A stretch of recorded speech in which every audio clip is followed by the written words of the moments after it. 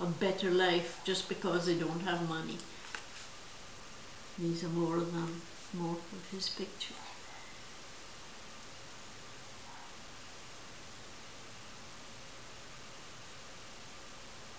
Well, it's like that, you know, anywhere now. Like that's true. Everywhere. In Africa, everybody's dissatisfied. Everybody thinks they need more. Boy, this book is really falling apart. More family. This is another cousin. Pat Gauntlet she was. Oh, okay, I remember Pat Gauntlet. I've met Pat. You've She's met in Pat? Canada, yeah. She came to the 80th. She's in London. And this was her best friend.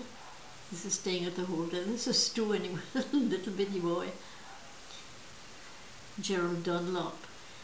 Boy, he was clever. He was a great artist. Could he ever play that guitar? And here's a whole family. Goodness me, this is all the Foster family. Yes.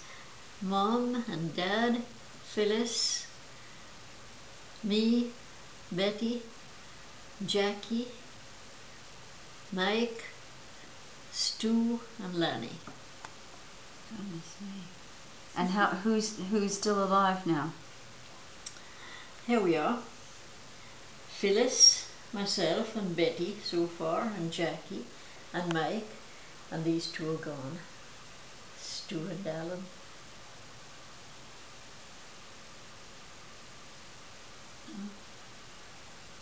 Who's that?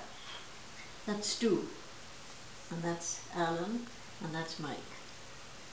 He's the one in Toronto. Okay.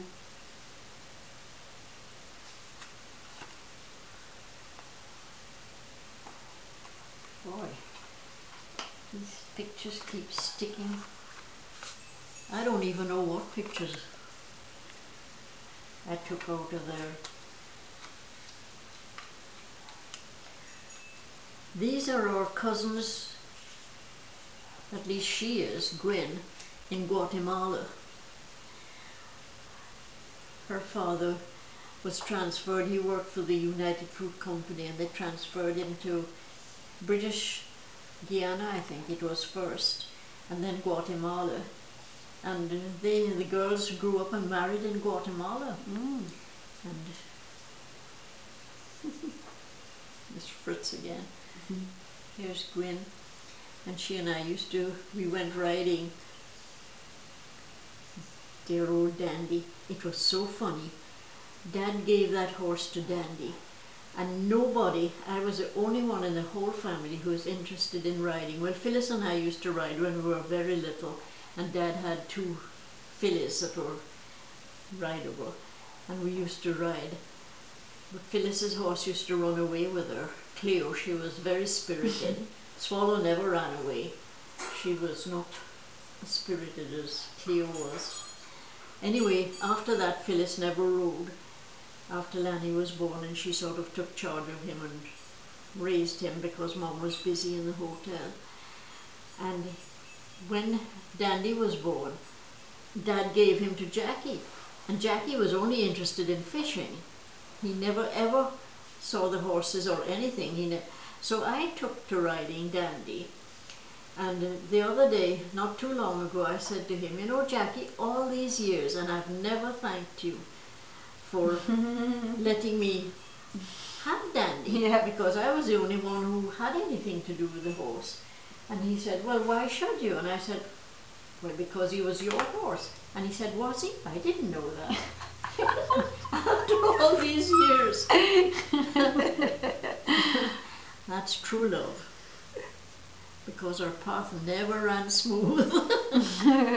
And this girl, Mia Steketee, she and her mother are Dutch visitors at the hotel, and during the war, on one of the Dutch islands, they took them prisoner, and she and her mother were on one end of the island, and the father and son were in another end.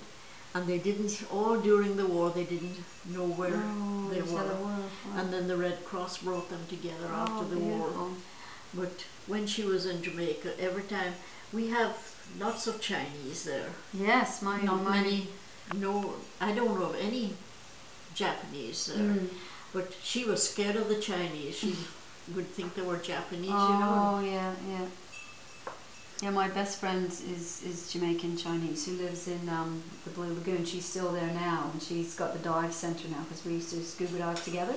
Oh. And it's so funny because she had her Chinese relatives over, and they're very, very Chinese. She's kind of mixed black and Chinese, but when they speak with a strong Jamaican accent, but they're so Chinese, you know. Yeah, it just seems really funny, you know, like, and they speak with a Jamaican accent. But she's got the dive centre there in the Blue Lagoon still today. Mia and what was her name again? They're all Salvation Army. Dad thought very highly of the Salvation Army, and he was always. Oh, this is Rudolph Field, another friend of mine, friend of Stu's really, but they accepted me, and I had a lot of fun with them and with True Love. And this is another cousin. This is on Mom's side. Here's Betty with. You might even know him because Margie would. Richard Smith. With the bongo drums and. Oh, maybe he came along. Maybe he was. Where does he live now? In Toronto. Okay, so maybe I think I did meet him at the family gathering. Mode of transportation. Yeah, there was a Jeep, cars. an army Jeep that Dad had, and there was a little True Love, and there was Stu's motorcycle. Another guest from the hotel. These are distant cousins. Lost track of them. You know, it's the hardest thing to find these black sheets. You can't find them anymore.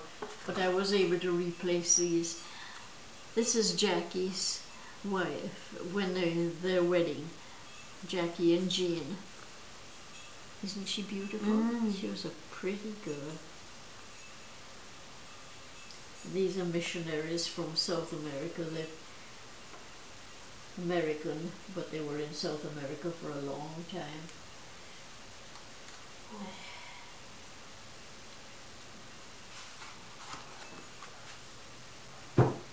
These are them too. The outhouses, what a name. Outhouses, oh goodness me. And then he died and she changed her name. Oh, I would too.